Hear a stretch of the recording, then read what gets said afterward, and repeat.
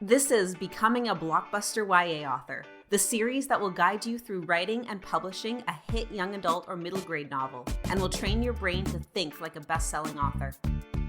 Whatever kind of book you're writing, you have reader expectations to fulfill. This comes from the book's age category, so adult, young adult, middle grade, or children, as well as its genre. A reader picking up a romance novel wants to come away with a different experience than a reader picking up a science fiction. If you don't deliver on what your book promises, then you're going to have unsatisfied readers. But if you do deliver, you'll sell more copies, have more 5-star reviews, and rank higher on Amazon. In your case, you're here because you're writing a YA or middle grade. So let's talk about that first. Here are 7 guidelines for writing in this age category. 1. Your protagonist should be a teenager for YA, so probably 16 or 17, and a tween for middle grade, so probably 11 or 12. If your protagonist is 18 or 19, this starts to fall under the new adult category, which is a newer genre that's a bit of a gray area between YA and adult. So if you want to be solidly YA, make your protagonist 17. 2. Use the appropriate writing style. Avoid sounding too formal and adult, but also avoid sounding too kid-like or using too much slang. First, you'll sound like a nerdy adult trying to be hip if you use too much slang. And second, your readers are intelligent and well-read individuals, so treat them this way. 3. Be familiar with current trends in YA and middle grade. But don't feel like you have to write something on trend. Trends change, and there's always going to be a subgenre for every audience. So you should know what's selling, but the most important thing is to focus on writing your best book. 4. Your protagonist should deal with relatable struggles of growing up and discovering themselves. At its heart, a YA book is a coming-of-age story. 5. Ensure your book hits a range of emotions. Include humor, mysteries to solve, characters we love to hate, crushes and mutual pining, and moments of age-appropriate horror. 6. Avoid describing excessive gore or sexually explicit content. If you're writing on the older end of YA, you can get away with some, but you definitely want to tone it back from what you'd find in an adult book. Also avoid swear words. YA books sometimes have a couple, but use them sparingly. I feel strongly about including little to no swear words in a book because it forces you to use more creative, meaningful words in their place. If you're writing fantasy or sci-fi especially, making up swear words will add to your world building. The Maze Runner does a good job of this, using words like shank as an insult. You'll also see this in Children of Blood and Bone, where exclamations like skies actually help the reader understand the world's religion. 7. Read a lot of books in your genre so you can familiarize yourself with trends and tropes that readers have come to expect. And on that note, let's talk about tropes. A trope is a concept or a cliché that occurs a lot in books and movies. For example, the vampire-werewolf love triangle, or the king on his deathbed. By the way, I got these from tvtropes.org, which is an excellent website to poke around and figure out what tropes exist and where they appear. Here's the important thing. While you want to avoid clichés, don't avoid tropes altogether. You'll have to include some because a trope is also a reader expectation that you need to fulfill. Knowing what readers expect from your genre can help you fulfill their wishes. Like imagine a budding romance without tropes like the accidental handhold or the you must be cold. It's also fun to be familiar with tropes so you can subvert them. Try searching online and browsing tvtropes.org for your specific genre and figure out what tropes, trends, and clichés are out there. This will help you get a good idea of what your readers' expectations are. Now that we've established reader expectations for the YA and middle grade age category, let's go a step further and look at genre expectations. As an example, we're going to focus on action-adventure. Action-adventure is one of Hollywood's favorite genres. All the highs and lows, the stunts, the romantic subplot, the battle against evil, it's good stuff. So what exactly is an action-adventure?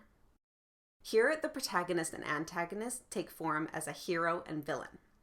For your plot, there are different definitions floating around, but here are the foundations described by Neil D. Hicks in his book, Writing the Action-Adventure Film. Number 1, enemy forces are surrounding. The hero is pitted against overwhelming opposition in a seemingly impossible task. The stakes are high. They have to save a society from evil. Number 2, romantic ideals. Your audience wants to live vicariously through your hero. The plot is a matter of life and death, and the characters act with such strong, noble morals, which we as readers like to think we would have in the same situation. Number 3, moral principles worth dying for. Your characters should live by a code of right and wrong that's so strong that they're willing to die for their values, which they nearly do in the final epic showdown. Their enemies, of course, are morally different, which makes them oppose each other so fiercely. In action-adventure, your villain is your most important character. They drive the whole story. Their actions make the hero react, and so they control much of the plot. So spend time crafting this character, and give them a really good goal and plan.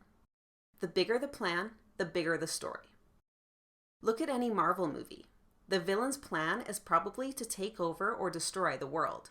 Big plans resulted in big blockbuster movies. Note that as big as their plan is, it still has to be straightforward.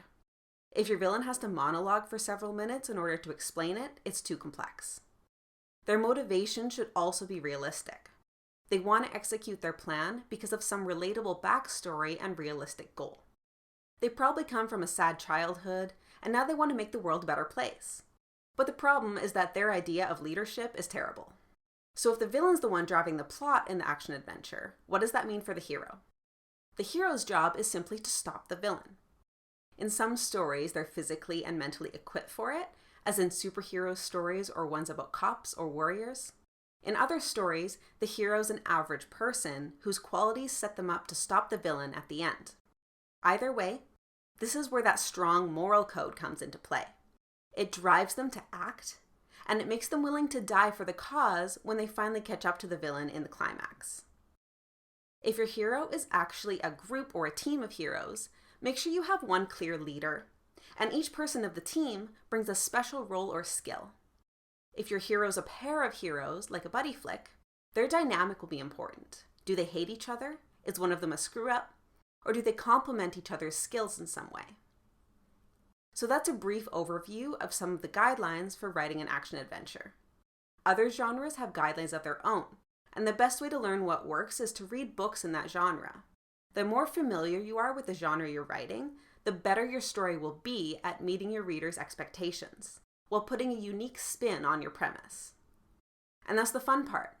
Figuring out how to write a story that meets all of its genre and categories' expectations while still surprising the reader and putting a unique spin on things. For example, if you're writing a fantasy that includes dragons, you should make sure you comply with the reader's existing knowledge of what dragons are, but add your own unique flair to them. Let your imagination go. I also recommend doing research online, including on Wikipedia, to dig into what the general understanding of your genre and subgenre are. This is especially helpful if you don't quite know what genre your story is, which is more common than you think. Usually authors write their hearts out, and then they have to try and categorize it. Maybe you're sure you're writing a fantasy, but you don't know what kind. Is it high fantasy, low fantasy, paranormal, grimdark, portal? A browse through Kindle categories will tell you that there are a lot of subgenres. If you're taking our coaching program, we'll be happy to discuss this with you during our next call. Knowing your subgenre is important, especially later on when you have to pick your Amazon sales categories. A book in a fantasy subgenre will rank higher than a book in the general fantasy category. So you'll sell more books and you'll have happier readers who leave you 5-star reviews if you can categorize your book specifically and creatively deliver all that your genre promises. For free guides, worksheets, and to apply for personal coaching, go to blockbusterya.com.